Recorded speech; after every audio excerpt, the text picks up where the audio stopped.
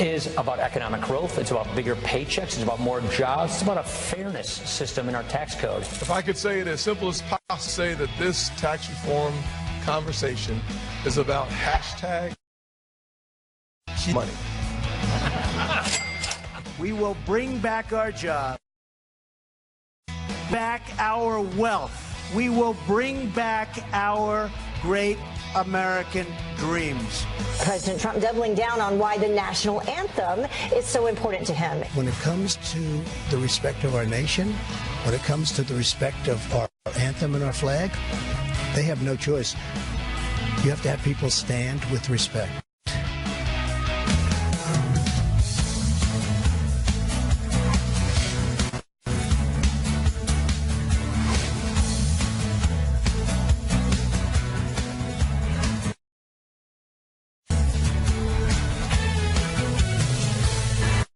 Tax cuts.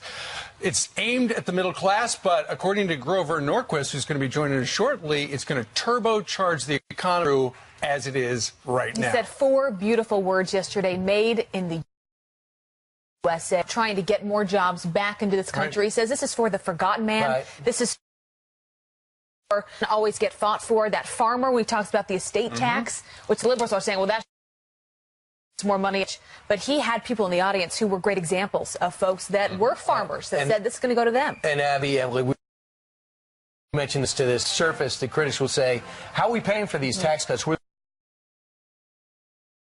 coming from? If given more money, they'll put it back in, and that's why the dynamic scoring goes in to this. Right, and you could hear in the background as the president was walking up, hail to the chief, ruffles and flourishes in the background. Let's talk about another song, the Star Spangled Banner, the national anthem. The president of the United States, in an exclusive interview with Pete Hegseth just before he took the stage right, doubled down and said a majority of Americans, and this is supported by the polling, that do say that you should stand for the anthem. Also, listen carefully, because the president talks about how the NFL is in a box, and in fact, he feels the owners are actually afraid of their own players. You have certainly started a national conversation this week, Mr. President, on the NFL. You say the NFL situation is a very... Your critics say it's been a distraction, but you say it's critical. You talk about words... Why is this such an important issue for you? Well, it is an important issue. It's not a distraction at all because, you know, first of all, I'm doing a lot. As you know, we've passed over 50 pieces of legislation. We have a Supreme Court judge. We have a much stronger military. We have strong borders now. We're going to get the wall. We're going to get all the things that we said. And now we're going, as you know, today is the big day. We're announcing the biggest tax cuts in the history of our country. So there's been no distraction. But the NFL cannot disrespect our country.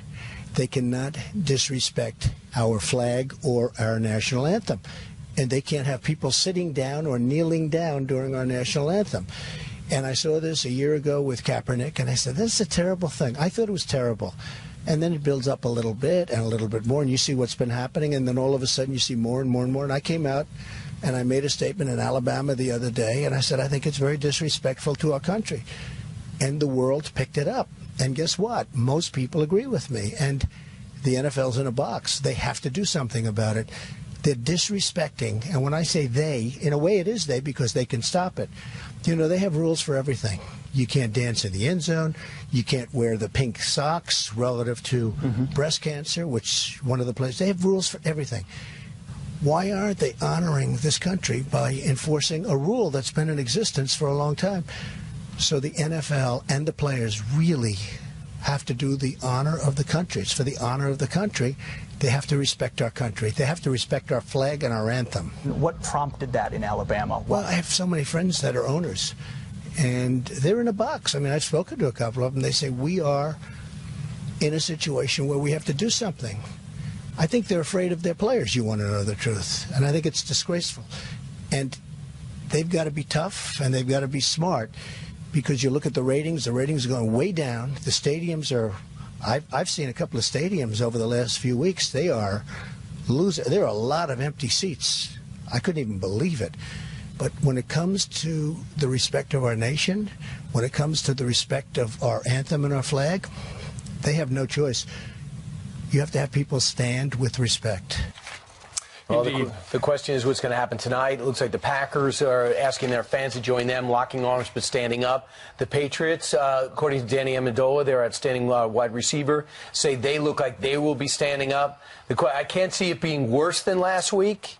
I'm wondering if taking a step back, if I'm a coach, this is my worst nightmare, because all I care about is winning games to keep my job and keep my family fed, because it's such a brutal business. And all you're getting is questions about standing up the national anthem, things that happened before the game. And I wonder if it's definitely affecting performance. Well, that's what the president said. He said they are in a box, these coaches and the owners. That very candid moment where he says, I've had conversations behind closed doors with some of these owners. Sure. As you said, Steve, he thinks that they're afraid of these players. This is not right now. They're simply on football. Oh, because it's bad for business, ultimately, if people don't stand. And then a lot of fans start not watching the game or buying the products that are advertised. Brian, you mentioned that during the Packers-Bears game tonight, the Packers fans has been asked to lock arms in what they call a moment of unification. But the question is, so who are you unified with? Are you with the players? Are you with the protesters? Are you with the president? Nonetheless, standing 100% beats kneeling. Yeah, but the president said, I think most of the country is with me. And according to the latest Fox News poll on this came out last night, 55% of the American people say that they feel it's inappropriate when these players take a knee during the national anthem. But did you notice the number was actually lower before the president brought it up? What happened is the president says, I've had it. I want this to end right now. So a lot of other people weigh in and go, I didn't vote for the president, so therefore I'm going to be on the other side of that issue. So one thing is clear. It's taking an infection and it's getting to the bottom of it. One way or another, that infection's either going to expand or it's going to be cured, because this is a nightmare for the sponsors. You're making fans choose between their team a day, like 3 hours away from your problems, just to focus on what your family fun is. You're making everybody talk about what they're going to be doing on Sundays, and the NFL's already worried about the CTE issue with the head injuries of this league. It's their worst scenario. Well, we do have coming up a fan who this Sunday we know what they're not going to be doing. They're not going to be wearing their memorabilia from their team because they burned it. Also, apparently down in Texas, at Cypress, Texas, the Youth Football League, they've looked at this. They've been worried about whether or not people would stand or take a knee during the national anthem. So you know what they've decided to do? The national anthem will no longer be allowed at the youth games. That is so sad. For the Cy-Fair Youth Sports Leader, because they said they're afraid the anthem has become too politically divisive, even though some parents are saying, look, you're making a big deal out of nothing. This is what it's come to, and this is what the problem is, and I think this is what the president was hitting at, is we have got to stand up as much as we can for that flag, for the national anthem. That is what this country is all about, and ultimately this is what we're seeing in response. Let's just not play the national anthem anymore. Let's just not fly the American flag. Then what do we stand for? What do we stand for? Don't even bother playing the game. Right. I predicted this a year ago, and we've seen this. I thought the worst thing that happened was last Wednesday, not last Friday, when we saw the video of the third graders taking a knee during the national anthem. I thought that's our next generation. Meanwhile, the next generation might be happy about one thing. Their taxes might be a little bit less, and their parents might have a little bit more. The president came out with the framework for a tax plan. There are some reports that he wasn't nearly as pleased as he seemed yesterday when it first came out, because, you know, his financial team with the House Representatives, Ways and Means, and others in Budget and Senate, and they've come out with one plan with one voice, and they seem to be, at this point, on the same page. So if you're wondering who the winners and the losers are, the Wall Street Journal breaks it down pretty good today. The winners are people who do not take deductions. If you don't, this is good for you because they have doubled the standard deduction. Also, Brian mentioned the large estate taxes if it's greater than $5.5 million, and it also repeals the estate tax. Now, the losers are people who live in high-tax states where they pay state and local property taxes and sales taxes, because right now you can deduct them in New York, California, New Jersey, Connecticut. They are very, very high. So those are the state representatives in Washington. You're going to hear the loudest saying, you can't do that. We're already deducting that.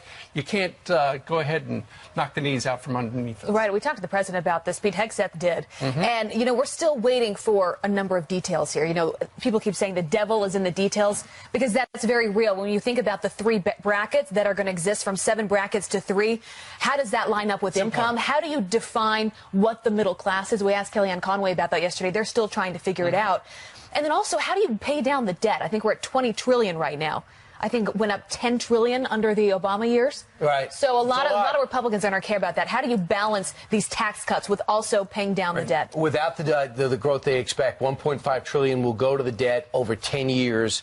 They have incentives to bring offshore investments back down and increase child credit. That's something a family can really feel. Well, we're going to talk to Grover Norquist about just this in about 2 minutes, but right now we got some headlines with Jillian. Hey, Jillian. That's right. Good morning, guys. And we do begin with a Fox News alert right now. Hugh Hefner, the Hollywood icon who built the Playboy empire, has died. Playboy tweeting the announcement overnight with a quote from Hef himself saying, "Like living somebody else's dream." You're arrived just in time because we're going to have come in and join us. How time flies when you're having fun. With just $10,000, Hefner published the first issue of Playboy back in 1953, a now iconic nude portrait of Marilyn Monroe.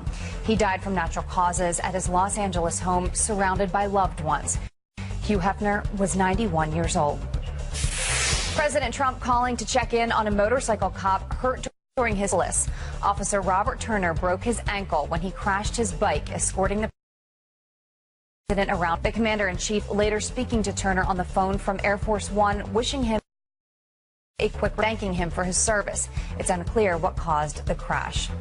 Well, this is an amazing story. A rookie Houston Texans player giving his very first NFL paycheck to 3 women who lost their cars and homes during Hurricane Harvey.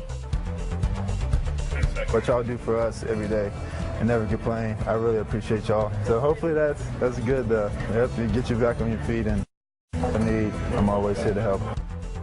Quarterback Deshaun Watson donating $20 to the women who work at NRG Stadium's cafeteria in Houston. That is a story I like to report. With everything going on in the NFL, that is amazing. That's the way 95% of the players are. Absolutely. They're really good guys. Yep. But another story is getting 100% of the headlines, unfortunately. I know. All right. Thanks, Jillian, thank you. Meanwhile, Democrats say the president's tax cut plan is all about helping the rich, but our next guest says the plan will actually help the economy. Who is right? Grover Norquist joins us live next. Plus, former First Lady Michelle attacking women who voted for President Trump. The controversial comments making some headlines for you. Coming up next.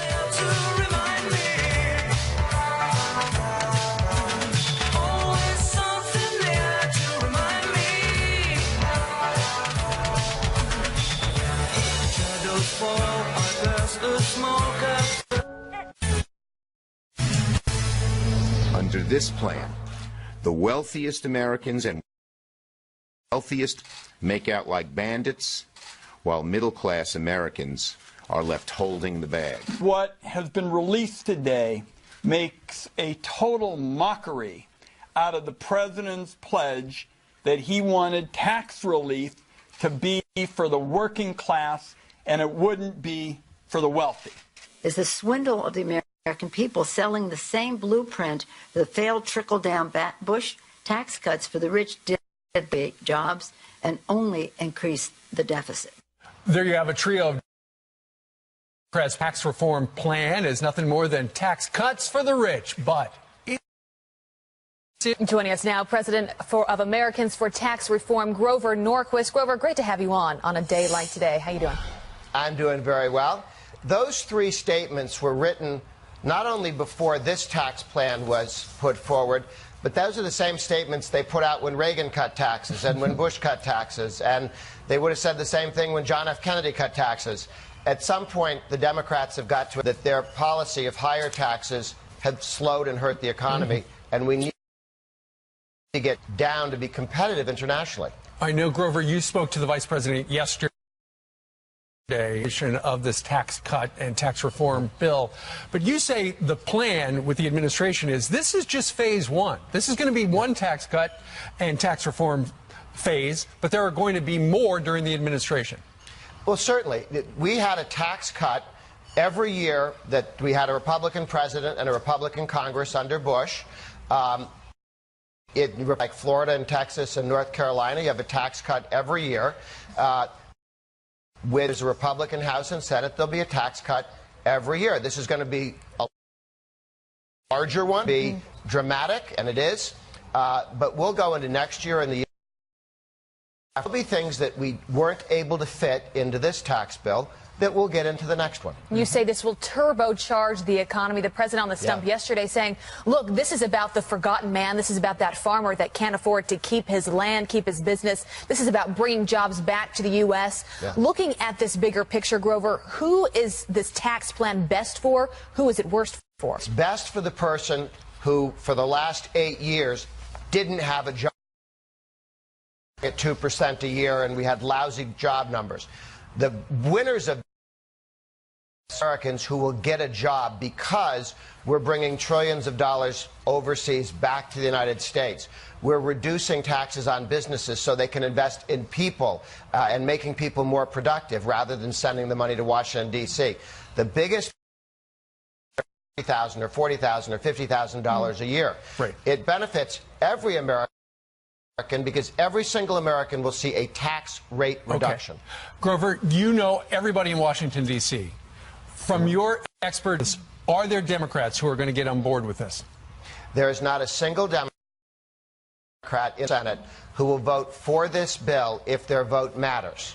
Now, once we have 51 votes in the Senate, there may be 3 or 4 Democrats who are terrified of losing in the 2018 election, that they would throw a vote in. But they would not be the 50th or 51st vote, which means their vote doesn't matter because it's just pretending. Right. There will be no Democrat votes for the bill. Yeah, try going home to your Sadly. constituents and saying, I didn't support tax. It's like West Virginia if you're someone like Joe Manchin in a very conservative state. All right, Grover, thank you very much. Good to be with you. All right. Straight ahead, you've seen violence erupt on college campuses as students protest conservative speakers, but now liberals are getting attacked too. Their latest target was supposed to be lifelong Democrat Alan Dershowitz. He is up next. All right, time now for your news by the numbers. You two stand aside. First, $10 billion. That's how much House Republicans will set aside for the border wall when they mark up a new bill next week. The Border Security for America Act will also include 10,000 additional Border Patrol agents and customs officers. Next, two. That's how many MS-13 gang members were just busted trying to cross the border again. Both men have lengthy criminal histories in the United States. Good job, President Trump. And finally, $135 billion. That's my savings account total, and that's how much illegal immigrants are costing taxpayers every year. The report by the Federation of American Immigration Reform looks at factors like free health care and law enforcement costs and came up with that figure. And that's a quick look at what's happening quickly. Thank you, Brian. All right, you've seen the disturbing videos, violence erupting on college campuses across the country as students protest conservative speakers. Their latest target was supposed to be lifelong Democrat Alan Dershowitz at Columbia University last night. What happened? Well, Alan Dershowitz joins us live right now. Good morning to you. Hi. Okay, so who invited you to Columbia, and what were we going to talk about? Well, a group of pro-Israel students invited me to talk about the peace process in the Middle East, and the Students for Justice Palestine said that they were going to disrupt my speech and prevent me from speaking, as they have done other speeches at Columbia and elsewhere. But we acted preemptively, and that is, I went public, and I disclosed what they were planning to do. And so they chickened out last night. What happened is they protested outside. They came inside, but they just put little leaflets on the seats, Alan Dershowitz in his own words, and then they left. They wouldn't even listen to me. I invited them to come back. I said, you can ask me the hardest questions. I'll stay as long as you want. I'll answer every hard question. In fact, only hard questions. You get to go first. You get to say whatever you want. But they wouldn't engage me. They only want to protest, but at least they didn't disrupt, so the event went forward. Everybody was happy. Professor, protests are nothing new. We've seen the video from the 60s and 70s, and you just say you're used to it. But is there something different about this? That they don't seem to want to win the argument? They just want to make a scene? Oh, it has nothing to do with the argument. In fact, I had a plan. If they were going to disrupt me and boo, I was going to start out by making first a pro-Palestinian statement, saying, I support a Palestinian state. They would go, boo, boo, and try to shout me down. And then I say, see, it has nothing to do with what I'm saying. It's just an attempt to shout me down. I may have an opportunity to do this because I've also been invited to speak at Berkeley. But Berkeley has said I can't speak there because I'm, quote, a high visibility person Which is true. And if you're high visibility, you have to give 8 weeks notice unless you're invited by a department. Now, here's the trick. Departments invite anti-Israel speakers all the time, so they don't have to go through the 8-week thing. But they don't invite pro-Israel speakers. So we have the 8-week barrier, whereas anti-Israel speakers don't have the 8-week barrier, and I'm going to sue Berkeley if they don't allow me to speak. If they may make me wait 8 weeks and allow anti-Israel speakers to come within 3 or 4 days, that's a lawsuit. That is breaking news, and you're going after him because the First Amendment doesn't really have that 8-week barrier written into it, right? Not only that, Berkeley is a public university, taxpayers' money. They are bound by the First Amendment, so they can't impose one rule on pro-Israel speakers and one rule on conservatives, one rule on liberals.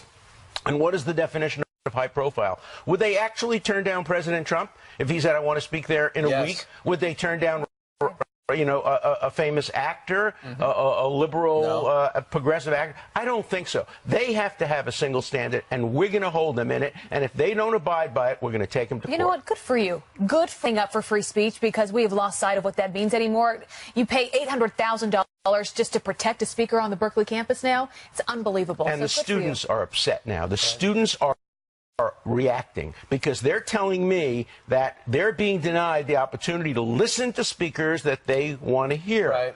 And finally, you know what bothers me most? Your topic. The fact that pro-Israel gets this type of... In the city of New York, if you're a pro-Israel speaker, you're treated differently than if you're an anti-Israel speaker. And I'm not going to let Berkeley get away with that. They're a public university. They're going to have to comply with the First Amendment, and we're going to win that. Okay, so you just heard it. Alan Dershowitz suing Berkeley. You heard it here first. By the way, he's got a brand new book out. It is called Trumped Up, How Criminalization of Political Differences Endangers Democracy. A great read. Yeah, everyone needs to read that one. Good to see you. Stay tuned for that one. All right, coming up, this football fan so fired up about players taking a knee, he burned his Steelers jacket in protest. Well, that man is going to join us live straight ahead. Plus, as Republicans fail to repeal Obamacare, will the president turn to Democrats for health care reform? What the president just told our own Pete Hegseth about working with Chuck and Nancy. I have so many friends that are owners, and they're in a box. I mean, I've spoken to a couple of them. They say, we are in a situation where we have to do something. I think they're afraid of their players, you want to know the truth. And I think it's disgraceful. And they've got to be tough, and they've got to be smart, because you look at the ratings are going way down. The stadiums are, I've seen a couple of stadiums over the last few weeks. They are losing. There are a lot of empty seats. I couldn't even believe it.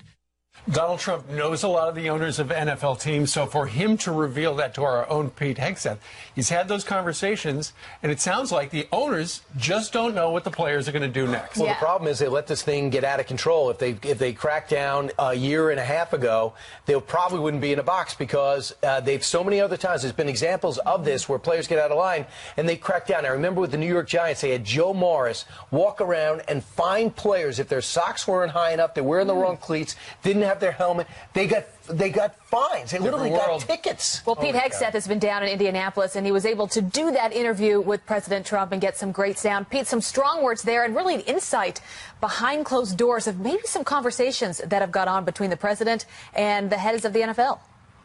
Possibly, yeah. He said he spoke to some of these owners. Brian, to your point, it's almost like the broken windows theory of policing the sidelines. Yep. If you don't do the small stuff, then the big stuff gets away from you. And in this case, that is very much the case. And the president was willing to triple and quadruple down on this. He really feels like it's an issue of our civic culture, on whether or not we honor our country and the flag. So it was not difficult to get him to comment at length on this issue, because he is truly passionate about it. But he was there in Indiana to talk about his new tax reform, what he calls the single largest tax cut in American history. We also had a chance to ask him about health care going down, as well as all the other issues facing him, including Mitch McConnell, and whether he has confidence in him. This is what he had to say behind the scenes, behind the stage, before he went and spoke about tax reform. Mr. President, we're here in Indiana. You're going to launch your tax reform plan in front of this crowd. Who is your tax plan intended to help? Really the working people. We say the working people, middle class, the people that really haven't been treated right, Pete, and they have been treated right, really for a long time, have not been treated right. Also, it's going to be for businesses where they're going to employ jobs, where they're going to bring in jobs. So it's for jobs. This is a tax plan for jobs and growth for our country.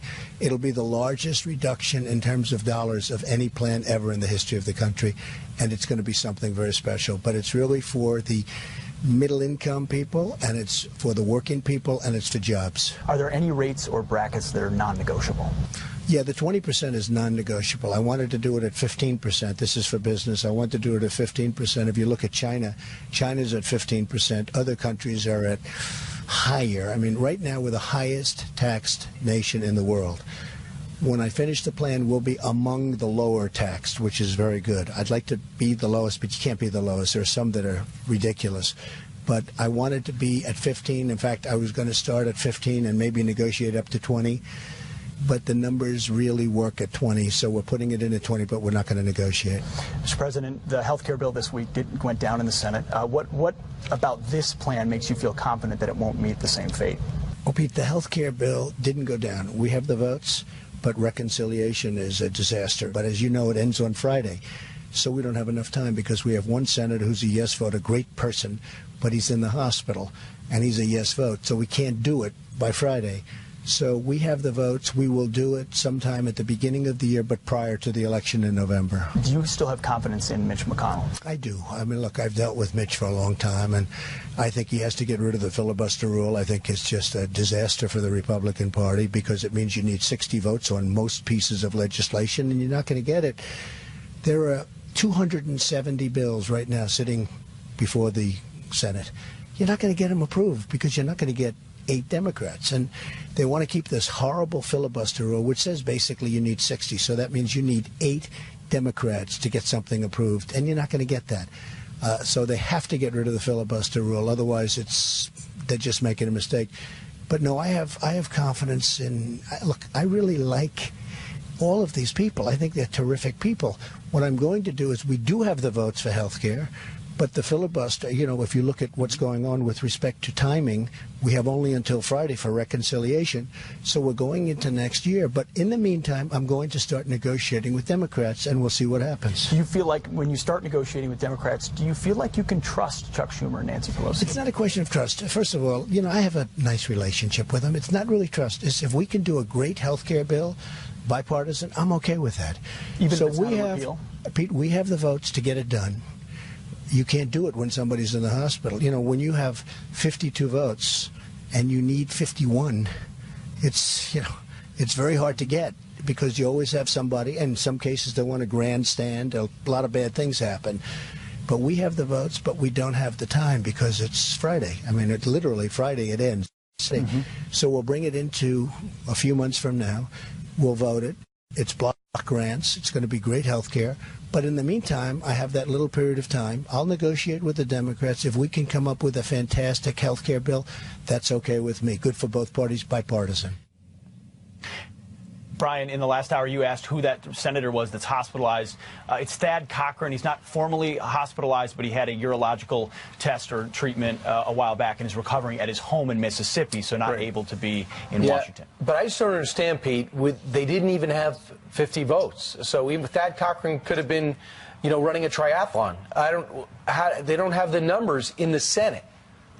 Yeah, I think he's moving on to an issue that he feels like Republicans can unite around in the hopes that this win brings the opportunity for another. And of course, as he's often done, talks about the filibuster rule and how that's problematic on a lot of levels. But also, Pete, working with Democrats, I mean, the classic art of the deal. He says, look, if it comes to getting a deal done, we're going to do what we have to do, even if that means getting some Democrats on board with health care and now with tax reform. And that question came on the heels of the reports that he's going to be could be signing an executive order that allows states to us to buy health care across state lines, which has long been a free market aspect of how you solve this. So you can see a deal coupled with that. But again, I pressed him on, does it have to be repeal? He didn't say it has to be repeal, but of course that's ultimately what he'd like to do. Right. Sure. We know they're working in the Senate to try to fix it. Nobody thinks it doesn't need to be fixed. And what's interesting is if the president is able to, via executive order, make it possible for Americans to buy health care across state lines, that is so different than what we had heard from the leaders in the Republican Party in Congress, because they said that would be in phase 2. The first part was what they were going to vote on this year, and then phase 2, but it turns out maybe the president with a pen and a phone can do phase 2 by himself. Too many phases to keep track of. No It sounds like excuses from the swamp when it comes down to it. Yeah, you're probably right. All right. Great work out there. We'll see you next hour. Thanks, guys. Appreciate it. All right. 19 minutes now before the top of the hour, and Jillian starts out in California with headlines. That's right. Good morning to you guys, to you at home as well. Police forced to shoot and kill a murder suspect when he opens fire from just feet away. We do want to warn you, the video is graphic. Get your hands up!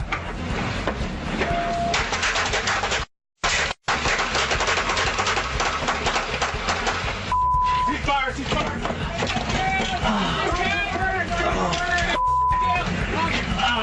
I'm hit. Body camera video showing the suspect falling to the ground in a shootout with Sacramento police. An officer also shot in his bulletproof vest, falling to the floor. He will be okay. That suspect was wanted for killing his ex-girlfriend and her daughter. Michelle Obama is criticizing women who didn't vote for Hillary Clinton during the 2016 election. The former First Lady telling an audience at a marketing conference in Boston, quote, "Any woman who voted against Hillary Clinton voted against their own voice. Said, that guy, he's better for me. His voice is more true to me." Well, to me, that just says you don't like your voice. The former First Lady adding she does hope that President Trump succeeds in office. And because a Super Bowl halftime favorite could be returning to the stage.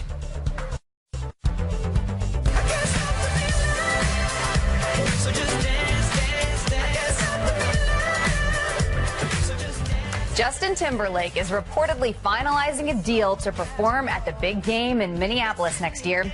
It's been 13 years since his infamous Super Bowl performance with Janet Jackson, who could forget when he accidentally ripped off part of her costume. And I'm sure she's going to be the surprise guest. Yeah, I don't think so. We don't know that yet, but do you believe it's been 13 years? It's crazy. He's been gone for a while. People always remember Janet Jackson, but you forget about the guy standing next to her. No one can forget JT. No. Come on. Speaking as women here, Jillian, no one forgets. He has been kind of quiet lately. My prediction, Janet Jackson, Jimmy Fallon, and the NSYNC cast all join. I don't hate to blow halftime for you, but you can And count Brian. on that. Huh? Yes, because all I want to do is dance, dance, dance. Justin Timberlake is a very talented entertainer. He is be a great incredible. show. Almost as talented as our next guest. All right, an American flag purposely put on the floor at a high school, as you can imagine, sparking a firestorm of anger. The principal, now this is not disrespect, it's art. Plus, the president picked a fight with the NFL and his players over the American flag and the anthem. But is it a winning one? How the American people feel, and how do we get out of this box? White House press secretary and crisis management expert